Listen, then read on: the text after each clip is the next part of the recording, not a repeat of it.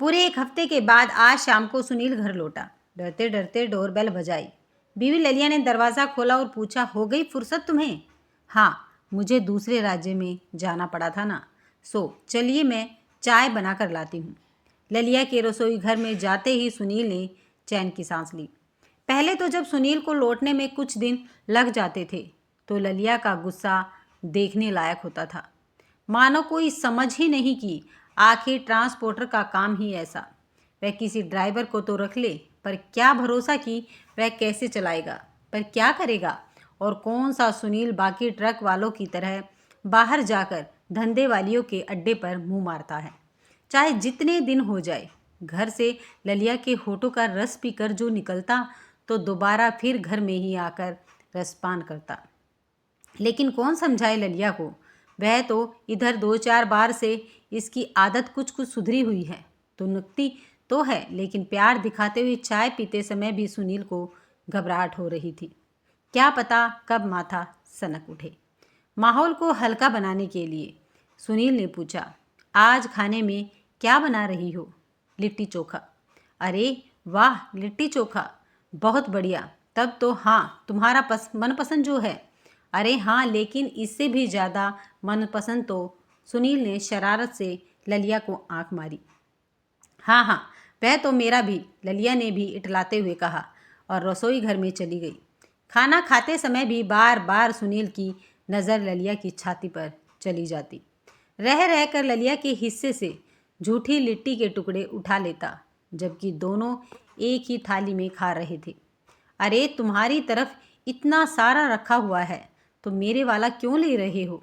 तुमने दांतों से काट कर इसको और चटपटा जो बना दिया है। हटो, खाना खाओ पहले अपना ठीक से, बहुत मेहनत करनी है आगे। ललिया भी पूरे जोश में थी।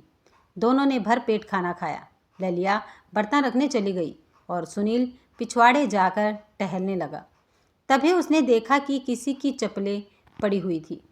ये कुत्ते भी क्या क्या उठाकर ले आते हैं।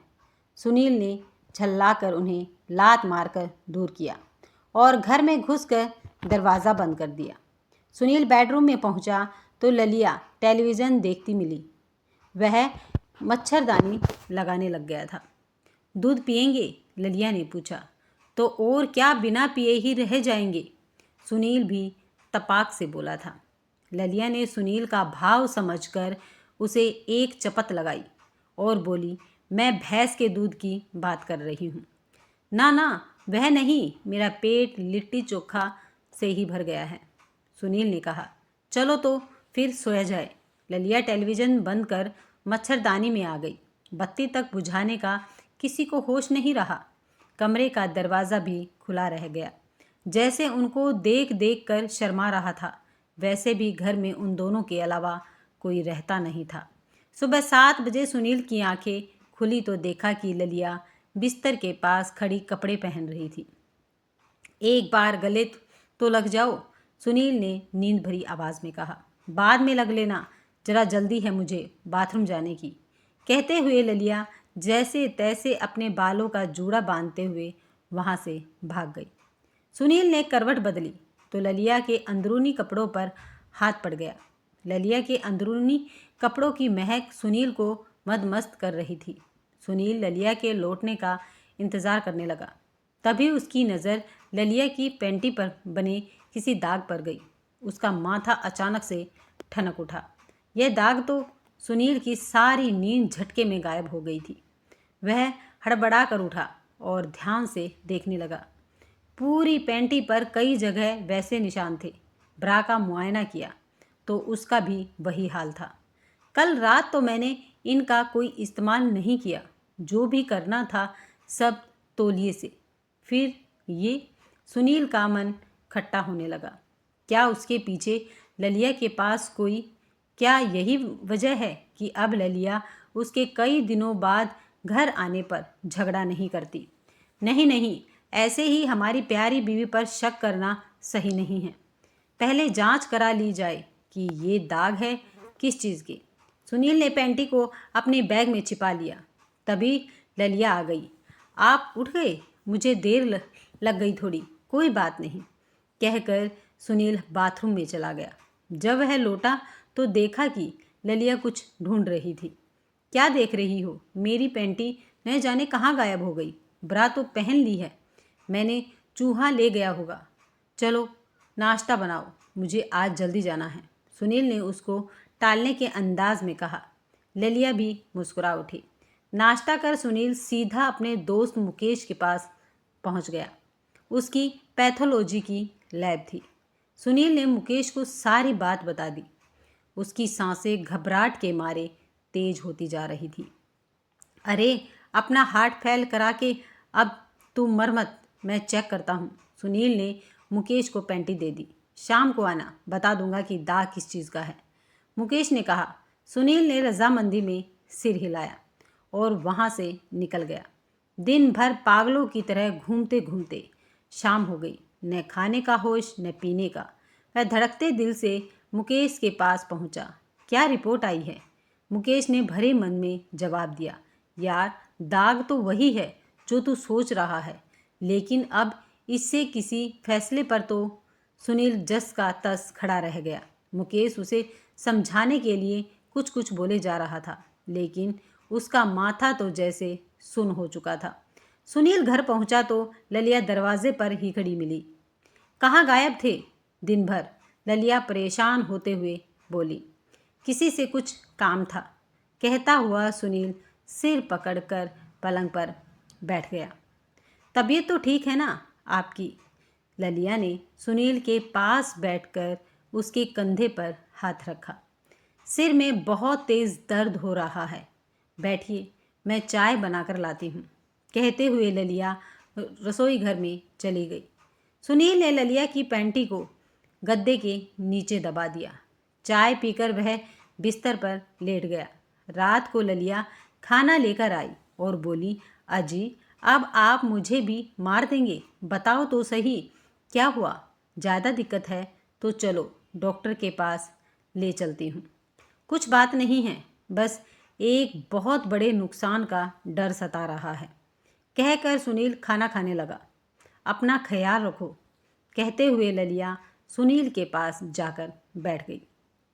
सुनील सोच रहा था कि ललिया का जो रूप अभी उसके सामने है वह उसकी सच्चाई या जो आज पता चली है वह है। खाना खत्म कर वह छत पर चला गया।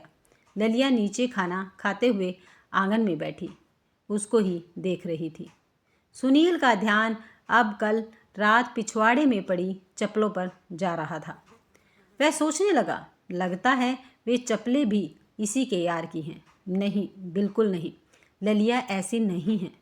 रात को सुनील ने नींद की एक गोली खा ली, पर नींद की गोली भी कम ताकत वाली निकली थी। सुनील को खींच सी होने लगी थी। पास में देखा तो ललिया सोई हुई थी। यह देखकर सुनील को गुस्सा आने लगा। मैं जान दे दे कर इसके सुख के लिए पागलों की तरह मेहनत करता हूँ और यह अपना जिस्म किसी और को, कहकर वह उस पर चढ़ गया। ललिया की नींद तब खुली जब उसको अपने बदन के निचले हिस्से पर जोर महसूस होने लगा था। अरे जगा देते मुझे, ललिया ने उठते ही उसको सहयोग करना शुरू कर दिया, लेकिन सुनील तो अपनी ही धुन में था। कुछ ही देर में दोनों एक दूसरे के बगल में बेसुध लेटे हुए थे। ललिया ने अपनी समीज उठाकर ओढ़ ली। सुनील ने जैसे ही उसको ऐसा करते हुए देखा मानो उस पर भूत सा सवार हो गया। वह झटके से उठा और समीज को खींचकर बिस्तर के नीचे फेंक दिया और फिर से उसके ऊपर आ गया था। ओहो, सारी टेंशन मुझ पर ही उतारेंगे क्या? ललिया आहें भरते हुए बोली। सुनील के मन में पल रही नाइंसाफ़ी की भावना ने गुस्से का रूप ले लिया था। ललिया को छुटकारा तब मिला जब सुनील थक कर चूर हो गया था। गला तो ललिया का भी सूखने लग गया था, लेकिन वह जानती थी कि उसका पति किसी बात से परेशान है। ललिया ने अपने आप को संभाला और उठकर थोड़ा पानी पीने के बाद उसी की चिंता करते करते कब उसको दोबारा नींद आ गई कुछ पता न चला। ऐसे ही कुछ दिन गुजर गए। हंसने हंसाने वाला सुनील अब बहुत गुमसुम रहने लगा था और रात को तो ललिया की एक न सुनना मानो उसकी आदत बनती जा रही थी। ललिया का दिल किसी अनहोनी बात से कांपने लगा था। वह सोचने लगी कि इनके माँ पिताजी को बुला लेती हूँ, वे ही समझा सकते हैं कुछ। एक दिन ललिया बाजार गई हुई थी। सुनील छत पर टहल रहा था। शाम होने को थी, बादल घिर आए थे। मन में आया कि फ़ोन लगाकर ललिया से कहे कि जल्दी घर लौट आए, लेकिन फिर मन उचट गया। थोड़ी देर के बाद ही सुनील ने सोचा, कपड़े ही ले आता हूँ, छत से सूख गए होंगे। सुनील छत पर गया ही था कि देखा पड़ोसी बीरबल बाबू के किराएदार का लड़का रंगवा, जो कि 18-19 साल का होगा, दबे पैर उसकी छत से ललिया के अंदरूनी कपड़े लेकर अपनी छत पर कूद गया। शायद उसे पता नहीं था कि घर में कोई है, क्योंकि ललिया उसके सामने बाहर चली गई थी। यह देखकर सुनील चौंक गया। उसने पूरी बात का पता लगाने का निश्चय किया। वह भी धीरे से उसकी छत पर उतरा और सीढ़ियों से नीचे आया। नीचे आते ही उसको एक कमरे से कुछ आवाज़ें सुनाई दी। सुनील ने झांक कर देखा तो रंगवा अपने हम उम्र ही किसी गुंडे से दिखने वाले लड़के से कुछ बातें कर रहा था। अबे रंगवा, तेरी पड़ोसन तो बहुत अच्छा माल है रे। हाँ, तभी तो उसकी ब्रा पैंटी के लिए भटकता हूँ, कहकर वह हंसने लगा। इसके बाद सुनील ने जो कुछ देखा, उसे देखकर उसकी आंखें फटी की फटी रह गई। दोनों ने ललिया के अंदरूनी कपड़ों पर अपना जोश निकाला और रंगवा बोला, अब मैं वापस उसकी छत पर रख आता हूँ, वह लौटने वाली होगी। अबे, कब तक ऐसे ही करते रहेंगे? कभी असली में उसको मिलेगी, लेकिन उस पर तो पतिव्रता होने का फितूर है। वह किसी से बात तक नहीं करती। पति के बाहर जाते ही घर में झाड़ू भी लगाने का होश नहीं रहता उसे। न बाल ही संवारती है वह, कभी दबोचेंगे रात में उसे, रंगवा कहते हुए कमरे के बाहर आने लगा। सुनील जल्दी से वापस भागा और अपनी छत पर कूदकर छिप गया। रंगवा भी पीछे से आया और उन गंदे किए कपड़ों को वापस तार पर डालकर भाग गया था। सुनील को अब सारा मामला समझ में आ गया था। रंगवा इलाके में आए दिन अपनी घटिया हरकतों के चलते थाने में अंदर बाहर होता रहता था। उसके बुरे संग से उसके माँ बाप भी परेशान थे। सुनील को ऐसा लग रहा था जैसे कोई अंदर से उसके सिर पर बर्फ रगड़ रहा है। उसका मन तेजी से पिछली चिंता से तो हटने लगा, लेकिन ललिया की हिफाजत की नई चुनौती ने फिर से उसके माथे पर बल ला दिया था। उसने तत्काल यह जगह छोड़ने का निश्चय कर लिया। ललिया भी तब तक लौट आई। आते ही वह बोली, सुनिए, आपकी माँ को फ़ोन कर देती हूँ मैं, वे समझाएंगी अब आपको।